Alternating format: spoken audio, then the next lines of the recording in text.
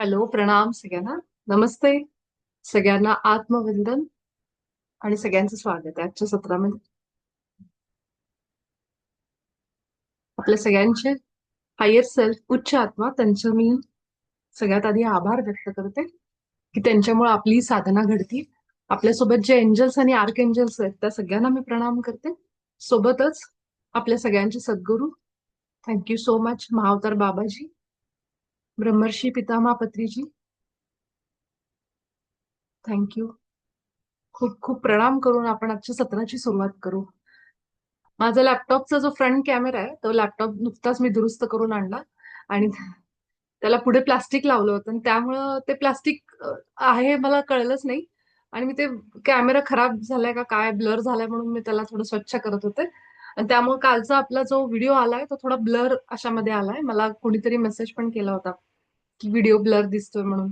आता पण मी परत ब्लर का दिसते म्हणून बघत होते, तर ते छोटस स्टिकर लावलं होतं ते. त्यामुळे आता मला असं वाटतं क्लॅरिटी चांगली असेल कालच्या पेक्षा. अं, आजच्या सत्राची सुरुवात नाही का इंटरेस्टिंग अशा एका मेसेजनी करू आपण.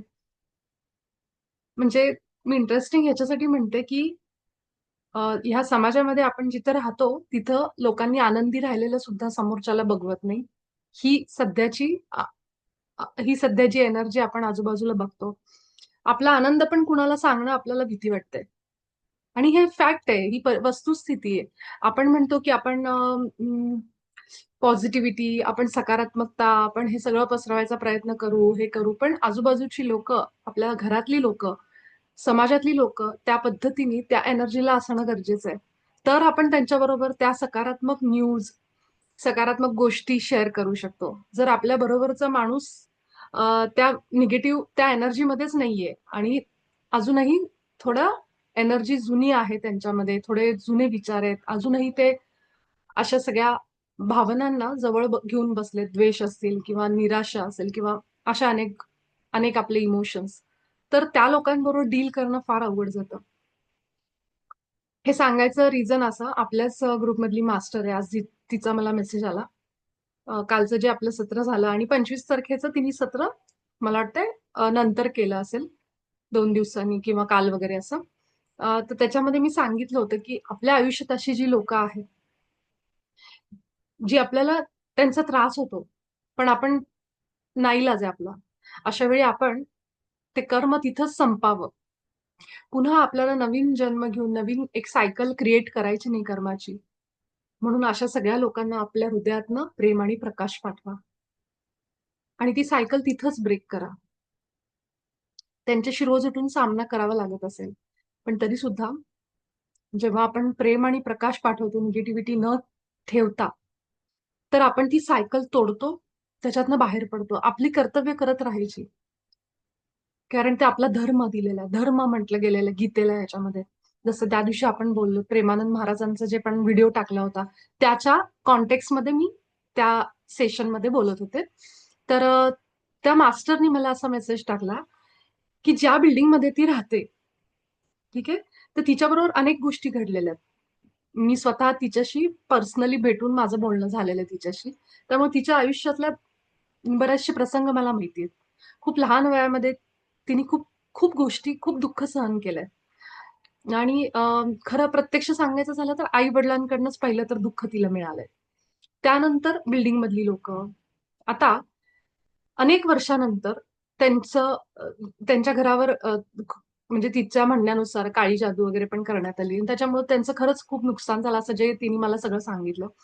आता अनेक वर्षानंतर अं, उपासना करून वगैरे त्यांचे दिवस आपण म्हणतो ना थोडे पालटले, थोडं आई वडिलांबरोबर सगळं सुरू आहे चांगलं. पण मला ह्याच्यासाठी म्हणजे हे सगळं जेव्हा तिने मेसेज पाठवला त्या मेसेजमध्ये हे लिहिलं होतं की आता आजूबाजूच्या लोकांना, म्हणजे बिल्डिंग मधल्या लोकांना त्यांचे आई वडिलांशी चांगले झालेले संबंधही बघवत नाहीयेत, की ही मुलगी एवढी आनंदात कशी काय राहते, ह्याचा त्यांना त्रास व्हायला लागला. 1 महिना झालं ती रेकी, ध्यान, ह्या सगळ्या गोष्टी वगैरे सगळं सुरू झालंय. त्यातनं एक पॉझिटिव्हिटी तिच्या आयुष्यात आली आणि कुठेतरी आत्ता थोडी गाडी ट्रॅकवर येते, सगळं सुरळीत चालू आहे. पण कसं असतं बघा, आपण खूप सकारात्मक राहतो, आपलं आतलं अंतःकरण आपलं शुद्ध ठेवतो, पण ह्या परीक्षा संपत नाहीत आपल्या. जसं मी त्या दिवशी सांगितलं, की आव्हानं आपल्या आयुष्यात येत राहणार आहेत. अशी लोकं आपल्याबरोबर येत राहणार आहेत. हे थांबणार नाहीये आपण कुठेही ध्यान करतो म्हणून, रेकी करतो म्हणून. जे संतांना चुकलं नाही, चांगल्या-चांगल्या, मोठ्या-मोठ्या पदाला जे गेले, मोक्षपदाला, अशा सगळे जे महान संत आपले होऊन गेले, जे पांडुरंगाशी घट्ट जोडलेले होते. त्यांना जे चुकलं नाही ते आपल्याला कसं चुकेल, है ना? पण त्यांनी एकच गोष्ट त्यांच्या आयुष्यात केली, ते म्हणजे कुठेही ते डळमळीत झाले नाहीत. कारण त्यांना विश्वास होता, माझा विठ्ठल आहे. तो विठ्ठल आहे, जो मला वाचवेल याच्यातनं. ह्या एका विश्वासापोटी ते कधीही रडले नाहीत, पडले नाहीत, डळमळले नाहीत, कुणापुढं हरले नाहीत. ठीक आहे? आणि सोबतच एक गोष्ट लक्षात घेतली पाहिजे, हे तर त्यांनी केलं नाही, हारले नाहीत, पण कधी कुणाला शिव्या-शाप पण दिले नाहीत. तर कारण विश्वास. माझा भगवंत आहे, जो माझं बरोबर चुकीचं वागतंय, त्याला सुद्धा बघायला तो भगवंत आहे आणि जो माझ्याबरोबर चांगलं वागतोय, त्याला सुद्धा बघायला तोच आहे. तर हा जो विश्वास होता ना त्यांच्या मनामध्ये एकदम स्ट्राँग विश्वास, बिलीफ ते घेऊन ते जगत होते. आता हिच्या बाबतीत जेव्हा मी ते वाचलं, तेव्हा मला हक्क नाहीये, की तिच्या बिल्डिंगमधल्या लोकांना मी नावं ठेवायचं. काय लोक आहेत बघा.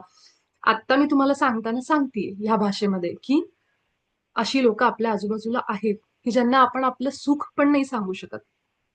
चांगलं सुद्धा नाही, घरात सुद्धा नाही सांगू शकत आपण. घरातल्या लोकांना सुद्धा आपलं सुख बघवत नाही. ही आजची वस्तुस्थिती आहे. मी जे काही आहे ते प्रॅक्टिकल बोलतीये. बघा तुम्हीच बघा, की जवळपासच्या आपले नातेवाईकांना आपलं सुख कधीच बघवत नाही. ही ही परिस्थिती आहे, वस्तुस्थिती आहे. मला ह्याच्यामध्ये त्या नातेवाईकांना वाईट म्हणायचं नाहीये किंवा दोष द्यायचा नाही. कारण ते जजमेंट पास करणारे आपण कोणीच नाहीयेत. आणि हे जेव्हा जेव्हा मी तिचा मेसेज वाचत होते, की बिल्डिंगमधल्या लोकांना त्रास होतोय, की ही इतकी आनंदात कशी काय? हिचे आई-वडिलांबरोबर संबंध कसं काय चांगले? तेव्हा एक क्षणाकरता माझ्या मनात आलं, की कशी लोकं आहेत ना, असं असं आलं. पण दुसऱ्या क्षणाला माझ्या मनामध्ये कुठला प्रसंग आला असेल, द्रौपदी वस्त्रहरणाचा. तुम्ही म्हणाल ह्याच्याशी काय कनेक्शन आहे? द्रौपदी वस्त्रहरणाचा प्रसंग मी जेव्हा लहानपणी बघायचे महाभारतातला, तेव्हा मला मी आईला विचारायचे आमच्या, "अगं, हे सगळे एवढे मोठे-मोठे बसलेत, ते बघतायत तिच्याबरोबर असं होतं, मग ते का मदतीला येत नाहीये?" तेव्हा आई म्हणायची, "त्यांना हक्क नाहीये" किंवा आई आई काहीतरी कारण सांगून सोडून द्यायची. पण आम्हाला ते मनात माझ्या तरी कायम राहिलं होतं, की एवढे मोठे देव आहेत सगळे, ह्यांच्याकडे एवढ्या शक्ती आहेत, एवढी सगळी ह्यांच्याकडे जादू आहे, सगळं करू शकतात. मग कसं काय ते तिला कुणी वाचवायला जात नाहीये? इतका म्हणजे जेव्हा मी त्या लोकांना तो मेसेज वाचून मनात एक क्षण असं आलं, की कसली लोकं आहेत ना? असा विचार आला. दुसऱ्या क्षणाला मला द्रौपदी प्रसंग आठवण करून दिली गेली माझ्या हायर सेल्फनी आणि सांगितलं गेलं, की जेव्हा तू हे वाचलीस हा प्रसंग, आत्ता जो तुला मेसेज आलाय, तेव्हा मला हक्क नाहीये कुणाला जज करायचा. जेव्हा द्रौपदीचं वस्त्रहरण घडत होतं, त्यावेळेस तिथं दिव्य शक्ती उपस्थित होत्या. मग कुणीच मध्ये पडलं नाही. कशामुळं? कारण स्थितप्रज्ञ, साक्षीभावाने बघायचं, हाच मूळ धर्म असतो आपला. आणि अशा वेळेला आपण त्या जे लोकं वस्त्रहरणामध्ये होते, त्यांना आपण नावं ठेवणारे आपण कुणीच नाहीये. कारण तो जो प्रसंग होता, तो द्रौपदीच्या आत्म्याच्या संमतीने घडलेला प्रसंग होता. आपल्याला ऐकायला हे नवल वाटेल, पण हे सगळं आधीच घडणार होतं. हे सगळं विधी लिखित होतं, हे आपण म्हणतो. तर हे घडलं म्हणून पुढचे सगळे प्रसंग त्याच्यावर जे होते, ते सगळे घडले. त्यामुळे ते ऑलरेडी लिहिलं गेलं होतं, की तो प्रसंग येणार आहे. त्याचा दुसरा अँगल असा आहे, की द्रौपदीची भक्ती, कृष्णाचं बोलवणं तिला, तिने कृष्णाला बोलवणं, कृष्ण तिथं प्रकट होणं, त्यांनी मदत करणं, हे सगळे त्याचे दुसरे अजून बरेचसे पार्ट्स आहेत, अँगल आहेत. जे अनेक ज्ञानी लोकांनी खूप समजून सांगितलेलं आहे आपल्याला वेगवेगळ्या छान पद्धतीने. पण मला जेव्हा मेसेज वाचला आज, तेव्हा इमिजिएटली नेक्स्ट क्षणाला मला द्रौपदीचा प्रसंग आठवण करून दिला गेला आणि सांगितलं गेलं, तिथं सगळे जसे बसले होते आणि केवळ बघ्याच्या भूमिकेत होते. तसंच आपण आपल्या आयुष्यात सुद्धा कुणालाही जज करायचा अधिकार नाहीये. ज्या व्यक्तीबरोबर हे घडतंय, जिच्या बिल्डिंगमधली लोकं तिला अं, असे त्रास देतायत, असं हे करतायत, तिचा द्वेष करतायत. त्या लोकांचं आणि तिचं हे अनेक जन्माचं कार्मिक रिलेशन आहे. ते पुढे घेऊन ती आली. आई-वडिलांचा त्रास भोगला इतके वर्ष. आता सगळं चांगलं आहे, तर बिल्डिंगमधल्या काही लोकांचा मानसिक त्रास होतोय. पण हे सगळं कार्मिक आहे. आता त्याच्यावर तिला काय उपाय आहे? तिने विचारलं मी काय करावं? तर आज त्या निमित्ताने मी सगळ्यांनाच सांगते, की अशी जी लोकं आपल्या आयुष्यात आहेत, पहिलं तर महाअवतार बाबाजींचा उपाय, की त्यांना तुम्ही फक्त कर्तव्य म्हणून तुमच्या आयुष्यात ठेवा. जी काही जबाबदारी घरातली अगदी असतील तर. त्यांना रोज प्रेम आणि प्रकाश पाठवा. भलेही तुम्ही त्यांच्याशी एक शब्द बोलू नका, हरकत नाही. ठीक आहे? हे हळू जमेल. सुरुवातीला अवघड वाटेल. तिसरं म्हणजे आपण रेकीचा जो सिम्बॉल आहे, जो काल आपण बघितला चोकुरेचा. जेव्हा अशा व्यक्ती तुम्हाला आठवतील, तुम्हाला वाटतंय की मला काहीतरी बोलतायत, त्रासदायक आहे, मला त्रास होतो मानसिक. डोळे बंद करायचे. तुमच्या हाताला असं थोडंसं करून रेकी शक्तीचं आवाहन करायचं. रेकीला कॉल करायचं. हातावर चोकुरीचे सिम्बॉल काढा. इकडे-इकडे. सेहेकीचा सिम्बॉल काढा जो बॅलन्स देतो आपल्याला आणि तुम्ही नुसते हात असे करून त्या व्यक्तीचा चेहरा तुमच्या डोळ्यासमोर आणा. घरातली व्यक्ती असेल, बाहेरची असेल, फोटो असेल मोबाईलवर, समोर फोटो ठेवा. त्या फोटोकडे बघा आणि हात असे करून डोळे उघडे ठेवून तुम्ही त्यांना रेकी द्या आणि ते जे चोकुरीचे सिम्बॉल आहेत ते द्या आणि म्हणा की एनर्जी आमची एनर्जी चांगली होत आहे दोघांची. हा संकल्प द्या. सोबतच रिलेशन नात्यांवर सगळ्यात जबरदस्त काम करतो. तो म्हणजे सेहेकीचा सिम्बॉल कारण तो संतुलन आणतो आपल्या नात्यामध्ये. तर हाही एक उपाय तुम्ही करू शकता अशा वेळी. तर तिला मला उत्तर द्यायचं होतं. तर मग अ, ह्याच आता संदेशामधून मी हे सगळ्यांनाच सांगते, की ह्याला काही उपाय नाहीये. आपण कुणालाच बदलू शकत नाही. हे जे काही आहे ते आपलं कार्मिक आहे. ते भोगल्याशिवाय आपल्याला सुटका नाहीये. नाहीतर मग आपण मी हात असा केला तर असं सिम्बॉल बाहेर आला त्याच्यातून. जर आपण त्यांच्याबरोबर ही भांडणं कंटिन्यू करत राहिलो, तर आपण ह्या सायकलमधनं कधीच सुटत नाही. ह्या जन्मात नाही, पुढच्या जन्मात आपल्याला त्यांना फेस करावंच लागतं आणि तिथं जाऊन आपण पुन्हा एकमेकांच्या समोर जसं मी त्या दिवशी सांगितलं, ते होणारच. त्यापेक्षा ह्याच जन्मात सगळं करून मोकळे व्हा. जे आपल्याला ज्ञान मिळालंय भगवंताच्या कृपेने, ह्या ज्ञानाचा वापर करून जरी ते अवघड असलं, तरी रोज थोडी-थोडी याची प्रॅक्टिस करत, त्या लोकांच्या कर्मबंधनातून, सायकलमधून मुक्त होण्याचा हा एक उपाय आहे, की त्याच्यात ते भोगायचं आणि भोगणं म्हणजे पण काय? मला माहितीये मला खूप काही गोष्टी बोलल्या जातायत, वाईट वाटतंय, त्रास होतोय. पण ॲक्सेप्ट मी स्वीकार करते. हे ज्यांच्याकडून मला येतंय ना त्रास, तो मी स्वीकार करते आणि मग मी त्यांना रोज माझ्याकडनं प्रेम, प्रकाश पाठवा. किती जरी त्यांच्याकडनं शस्त्र आली आपल्याकडं, पण आपल्या हृदयातनं रोजच्या रोज प्रेम चाललंय. लक्षात ठेवा प्रेमाचा विजय आहे. एक दिवस असा येईल, की आपले भोग संपतील. कारण हे जे प्रेम आहे ना, हे जिंकलं आपलं त्या दिवशी आणि त्या दिवशी त्या लोकांच्या विचारसरणीमध्ये, स्वभावामध्ये बदल पडल्याशिवाय राहणार नाही. उशीर लागेल त्या गोष्टीला कारण आपला तो घडा असतो ना, जो आपण अनेक वर्ष त्यांच्याबरोबर त्यांना आपण ह्याच्या दुप्पट त्रास दिलेला असतो मागच्या जन्मांमध्ये. फक्त आपल्याला ते लक्षात नाहीये. म्हणून ह्या जन्मात आपण त्या लोकांना दोष देतो. पण जेव्हा ही गोष्ट अध्यात्मात आल्यावर कळायला लागतात, तिथं आपली कंप्लेंट संपून जाते. तिथं आपण स्वीकारतो आणि कंप्लेंट करणं कुणाला सांगणं जसं त्या व्यक्तीने मला सांगितलं, हे काही चुकीचं नाहीये. कारण हे बोललं पाहिजे. त्याच्यावरचा उपाय काय हे पण माहीत करून घेणं आपला हक्क आहे. कारण आपण त्याच पिढेमध्ये नाही राहू शकत मरेपर्यंत. त्यामुळं जेव्हा आपल्याला असं समोर एखादा प्रसंग येतो, तो कुणाला तरी सांगणं महत्वाचं नाही. तर आज जर आपण ह्या गोष्टी दाबून ठेवल्या, की मला कुणीतरी त्रास देतंय, पण नाही मला हे भोगायचं, हे माझे भोगकर्म आहेत, हे जन्म आहे, मी त्यांच्या हे असं असे विचार पण करून आतमध्ये ठेवणं, हे पण चुकीचं आहे. जेव्हा आपण हे 4 एखाद्या अशा व्यक्तीला सांगतो, की ज्यांच्याकडनं आपल्याला काहीतरी चांगलं एक अपेक्षित उत्तर मिळेल. ते सुद्धा करणं गरजेचं आहे. म्हणजे आपल्या चक्रांमध्ये जे ब्लॉकेजेस आहेत, ते सगळे दूर होतात. नाहीतर आपलं सगळं विशुद्धी चक्र त्याच्यामध्ये पहिलं एनर्जी ब्लॉक होऊन बसतंय. सगळ्यात महत्वाचं असतं, की जेव्हा हा त्रास असतो आपल्याला मानसिक वगैरे, सगळ्या सगळ्या आयुष्यातल्या सगळ्या प्रॉब्लेमचं एक चक्र खूप जास्त अफेक्ट होत असतं, ते म्हणजे आज्ञाचक्र. ह्या चक्रावर परिणाम होतोच होतो त्याचा. दुसरं एक असतं ते म्हणजे आपलं रूट चक्र, मूलाधार चक्र. तिथं एनर्जी असती आणि ती एनर्जी वर चढत असते जसं-जसं आपण ध्यान साधना करत असतो. आणि तीच एनर्जी विचार करा दरवाजाच बंद झालाय. दरवाजातच कचरा अडकलाय. तर ती एनर्जी वर सरकणार कशी? त्याच्यासाठी आपल्याला मूळ जे आहे आपलं, त्याच्यावर काम करणं गरजेचं आहे. मग अशा वेळी काय करायचं? एकतर म्हणजे आपल्या हृदयातनं हे जे आपण प्रेम प्रकाश पाठवतो, म्हणतो नुसतं आपण डोळे बंद करा आणि म्हणा, त्या व्यक्तीला आठवा आणि फक्त म्हणा मी तुला प्रेम पाठवते. इतकं म्हणायचंय ते हळूहळू तुम्हाला फील व्हायला लागेल. पांढरा प्रकाश, गुलाबी प्रकाश ह्या रंग पाठवा त्यांच्या. आपण कसे होळीला रंग फेकतो दुसऱ्याच्या अंगावर आणि त्याला कलर मध्ये रंगून टाकतो. अगदी तसं आपले डोळे बंद करून ही कल्पना करा.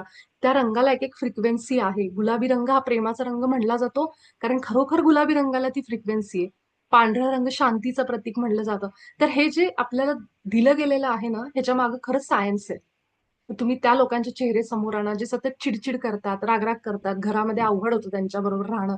त्या लोकांना तुम्ही हे सगळे प्रयोग करायला सुरुवात करा. इतकं सगळं आपल्याला दिलेलं आहे, ह्याच्यातनं फरक पडतो. हे मी लोकांच्या तर माझ्या स्वतःच्या आयुष्यात वापरलंय. अनेक लोकांचे अनुभव ऐकले. त्यामुळे मी हे सांगते. हे अगदी सोपे उपाय आहेत. ह्याच्यामध्ये कुठे पूजा पाठाला बसायचं नाही, होम हवनाला बसायचं नाही, अभिषेक वगैरे हे सगळं काही करायचं नाही आपल्याला. हे सगळी एनर्जी आहे. ह्याला म्हणतात एनर्जी हिलिंग. आणि जी लोक खास करून वयाच्या 35शी पर्यंत वगैरे आलेली आहेत, त्यांना एक म्हणतो ना की एनर्जी हिलिंग शिवाय पर्याय नाहीये त्यांना. जेव्हा रेकी आणि ध्यान आणि हे सगळं एनर्जी त्यांच्या आयुष्यात कुणाच्या तरी माध्यमातून येते, तिथनं आयुष्य बदलत जातं. खास करून ज्यांचे बर्थडे 2 नंबरला येतात, 20, 2, 11, ज्याची बेरीज 2 होते, म्हणजे जे चंद्राशी रिलेटेड आहेत. त्यानंतर 7 नंबर, त्यानंतर 9 नंबर, ह्या लोकांनी ध्यान, एनर्जी वर्क हे करणं फार गरजेचं आहे. त्याच्याशिवाय त्यांना सुखच मिळत नाही. ते सतत त्या पॅनिक मोडमध्ये, डिप्रेशनमध्ये, स्ट्रेसमध्ये असंच आयुष्य घालवतात. जेव्हा त्यांच्या आयुष्यात एनर्जी हिलिंग येतं, म्हणजेच ऊर्जेवर काम करणारी कुठलीही एक क्रिया येते, रेकी असेल, प्राणिक हिलिंग असेल, तेव्हाच त्यांना ते ते त्या सायकलमधून, कार्मिक सायकलमधनं बाहेर यायला लागतं. आणि ह्याच्यासाठी आपले जे आता दत्त महाराज असतील, आपले गुरु असतील कुणी, त्यांचे आभार माना. कारण गुरु आपल्याला असा हाताला धरून आणून सोडतात. आता तुझी उपासना जी केलीस, तू जन्मोजन्म माझी, तुझा शेवटचा टप्पा आलेला आहे. कारण तू आता अंतिम तुझ्या ऊर्जेच्या क्रियेमध्ये येऊन पोचलास. असं असतं ना, शेवटचा आपली परीक्षा राहिली. हा शेवटचा आपला आयुष्याचा, आपल्या आत्म्याचा प्रवास इथं संपू शकतो, जर आपण साधना रोज सुरू ठेवली तर. साधना सोडली तर आपल्याला परत त्याच भोवऱ्यामध्ये जाऊन अडकावं लागतं. त्यामुळे ध्यान योग हेच आपलं असं आहे की आपल्याला शेवट आपला आहे तो. अंतिम प्रवास आहे आपला तो. मनाली त्यांनी लिहिले, काही लोक असे असतात की आपल्यापासनं लांबही जात नाहीत आणि धड जवळही राहत नाहीत. ते आपल्यापासून दूरही जात नाहीत आणि धड जवळही राहत नाहीत. तर मी ह्याच्यावर एकच सांगते की हे रोजच्या रोज मला माहितीये फार अवघड आहे हे सगळं. पण हेच आपले भोग आहेत. आणि हे आपल्याला स्वीकारण्याशिवाय पर्याय नाहीये. ह्याला काहीच करू शकत नाही आपण. 4 लोकांना सांगू शकतो फार तर फार आपलं दुःख बघ माझ्याबरोबर असं होतंय, असं होतंय. पण ते फेस केल्याशिवाय, ते भोगल्याशिवाय आपल्याला सुटका नाहीये. आणि भोगण्याचा सगळ्यात सोपा उपाय असा आहे, की तुम्ही फक्त तुमच्या हृदयातनं त्या फीलिंग्स, त्या एनर्जी पाठवत राहा आणि स्वीकारत राहा, की माझ्या आयुष्यात आहेत बाबा अशा व्यक्ती. हे मी आता मान्य करते, स्वीकारते. त्याच्यावर आपण काही नाही करू शकत. आणि मग तुमची साधना करा. तुम्ही ध्यान सुरू ठेवा, तुम्ही रेकी सुरू ठेवा. रेकी असं आहे ना, की तुमच्या भोवती एक ना प्रोटेक्शन आहे. किती लोकांनी निगेटिव्हिटी तुमच्याकडे पाठवू दे, येऊ दे, कचरा सगळा येऊ दे माझ्याकडं, तुमच्या ऑरामध्ये काही फरक पडणार नाही. इतकी रेकी तुम्हाला मदत करेल. म्हणून रेकी रोजच्या रोज करायची.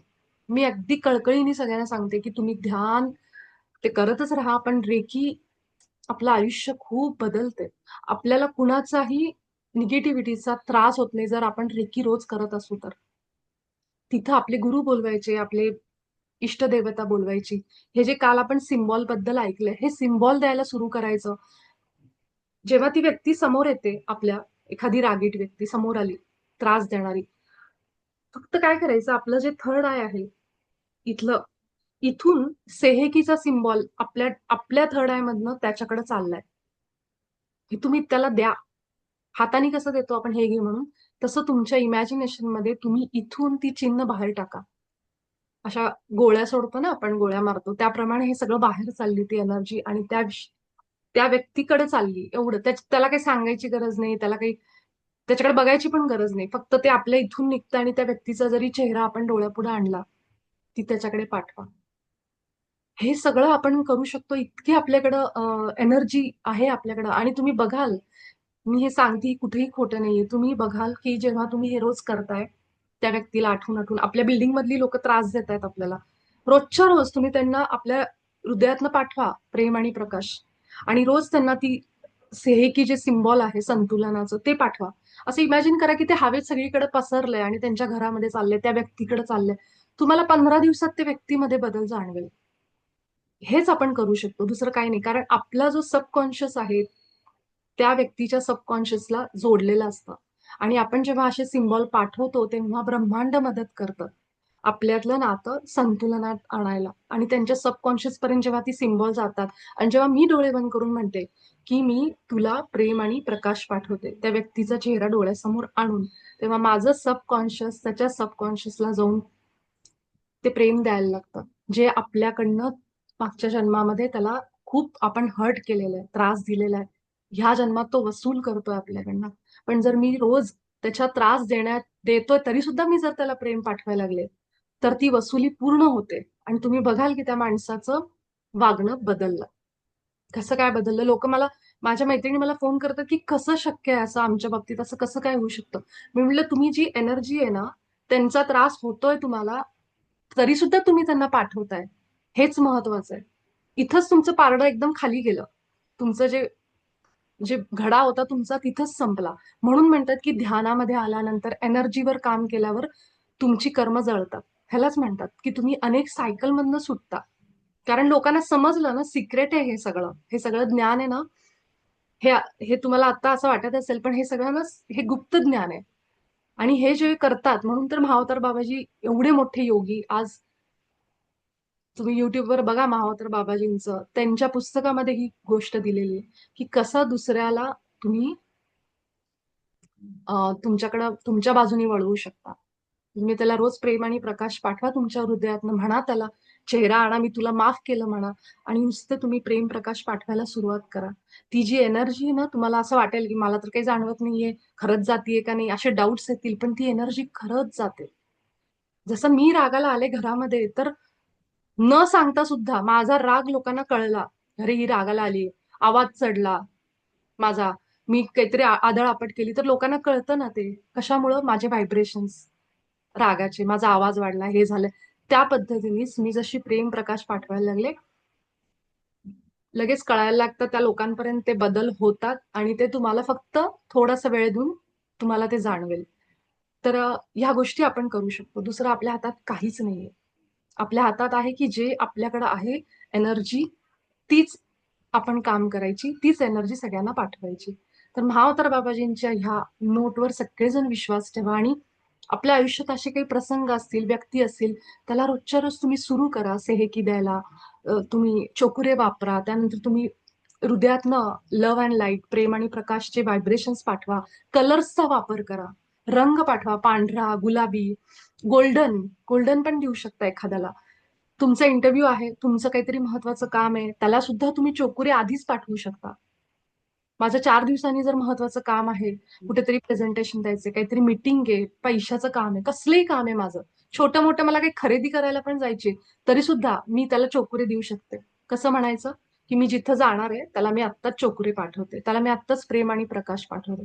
तुम्ही नुसतं म्हणा, ते एनर्जी काम करते. तुम्हाला असं वाटेल कसं इमॅजिन करायचं, कसं म्हणायचं, तर केवळ डोळे बंद करून म्हणायचं की जिथं मी चालली तिथं मी प्रेम आणि प्रकाश पाठवते.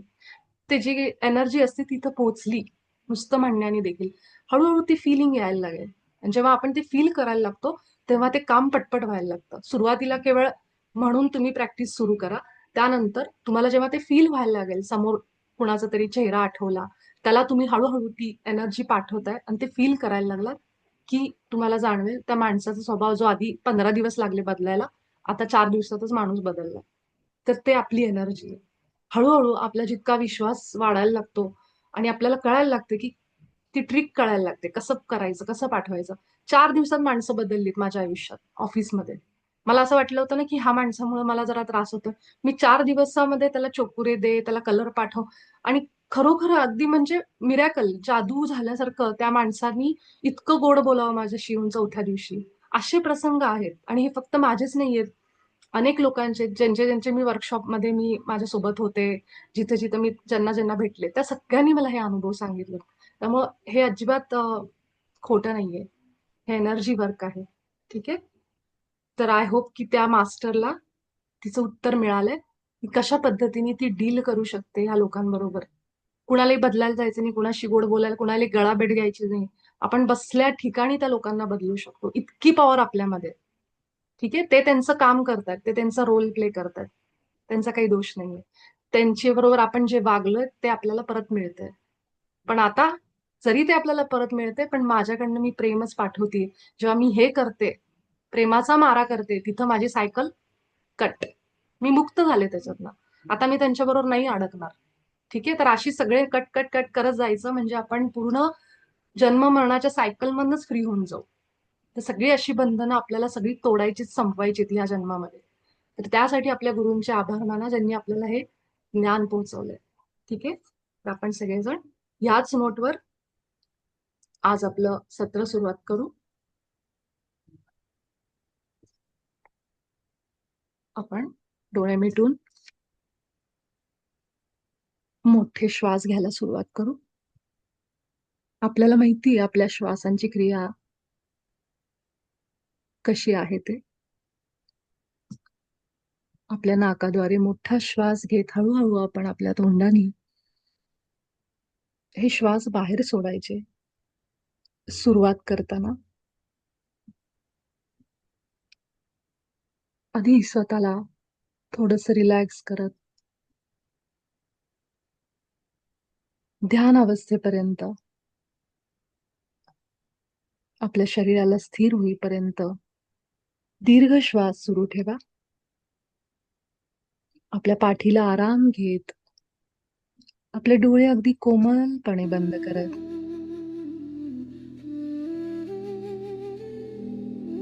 प्रत्येक येणारा मोठा श्वास बघत राहा. नाकावाटे एक मोठा श्वास आपल्या पोटामध्ये जाऊ दे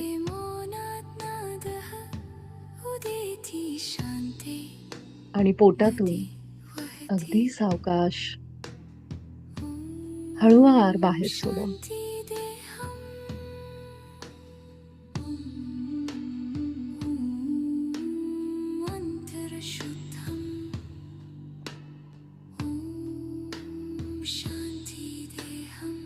आता हळूहळू आपण आपल्या रोजच्या ध्यानामध्ये काही कल्पना, काही इमॅजिनेशन करायला सुरुवात करत आहोत. आता कल्पना करायची, आपल्या भोवती एक पिरॅमिड, काल्पनिक पिरॅमिड शरीराभोवती आलेला आहे. आपण त्या पिरॅमिडच्या आतमध्ये बसून ध्यान करतोय. पिरॅमिड म्हणजे आपल्या डोक्यावर एक शिखर असल्यासारखं आणि चारही बाजूनी त्याची टोकं असतात. असा तो पिरॅमिड. त्या पिरॅमिडच्या आतमध्ये आपण सहज आपल्या कोमल येणाऱ्या जाणाऱ्या श्वासांकडे लक्ष देत आहोत.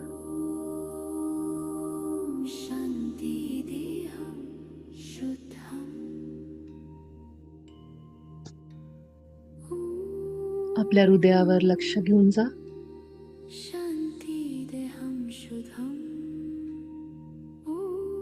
आणि आपल्या हृदयामध्ये एक संकल्प घ्या. मी आत्ता माझ्या पूर्णात्म्यासोबत,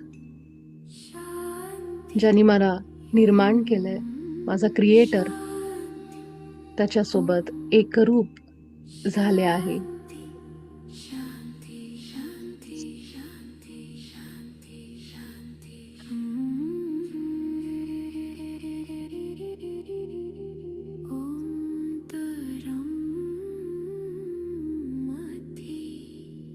काही वेगळं करायचं नाहीये. केवळ आपल्या ह्या डोळे बंद स्थितीमध्ये आपल्या श्वासांना फक्त अनुभव करायचे.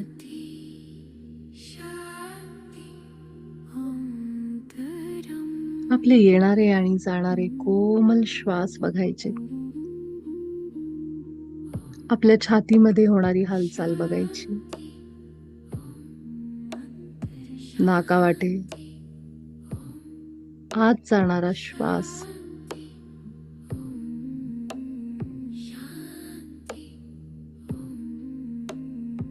आणि पुन्हा बाहेर पडणारा श्वास बघायचा आहे.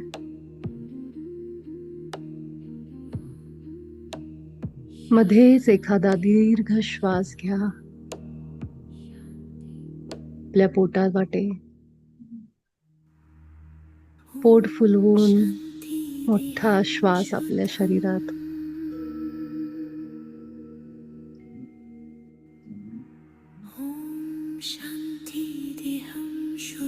आणि पुन्हा आपल्या हळूच नैसर्गिक श्वासांवर लक्ष.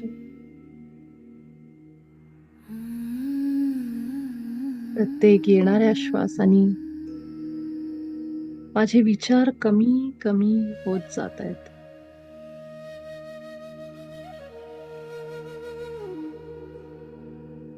आणि मी शांत होऊन शून्य अवस्था, शून्य विचार अनुभव करते.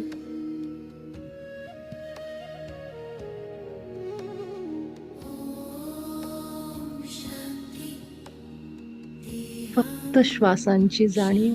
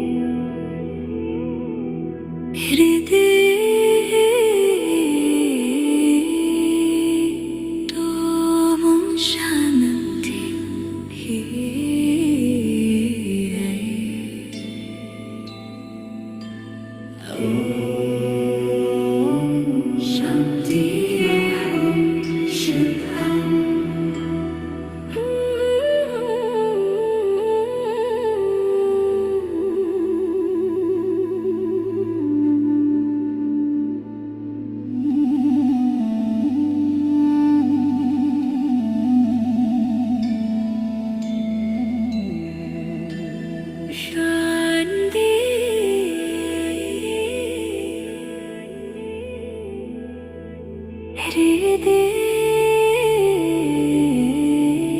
तो शांति शांति।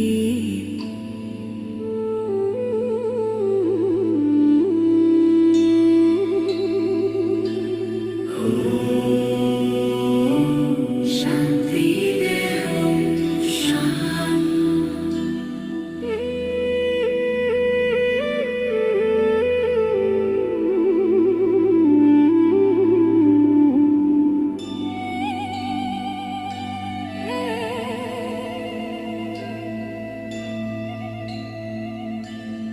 अन्तरं शान्ति मध्यस्थे शान्ति।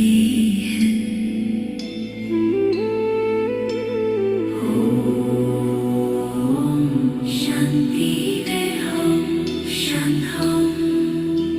शान्ति। अंतर शांति है।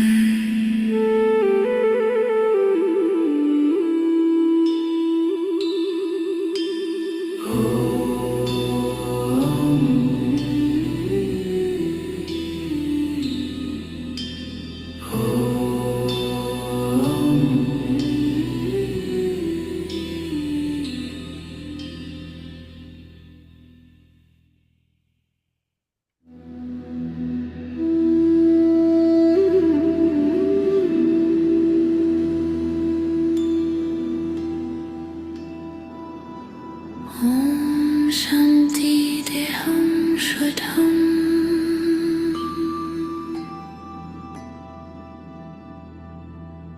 ओम शांति देहं शुद्धम्।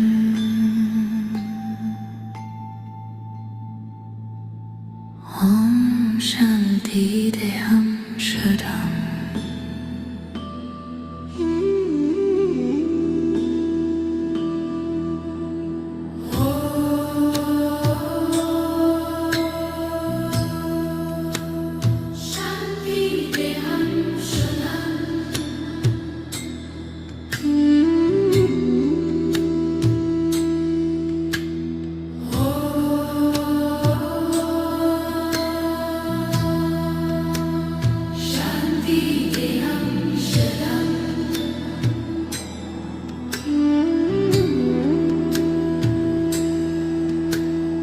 ओम शांति देहं शुद्धम्। ओम शांति देहं शुद्धम्। ओम शांति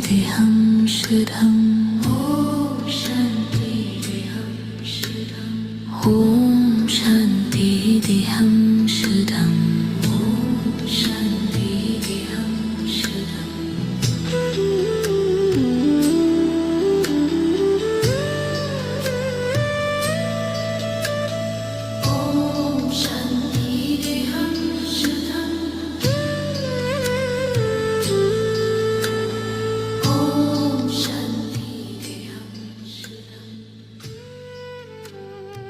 शेवटची काही सेकंद आपल्या वारपणे ध्यानातून बाहेर येण्यासाठी मनामध्ये 5 अंक मोजत ब्रह्मांडाचे आभार व्यक्त करत स्वतःचे आभार मानत हळूवार बाहेर या आपल्या वेळेनुसार.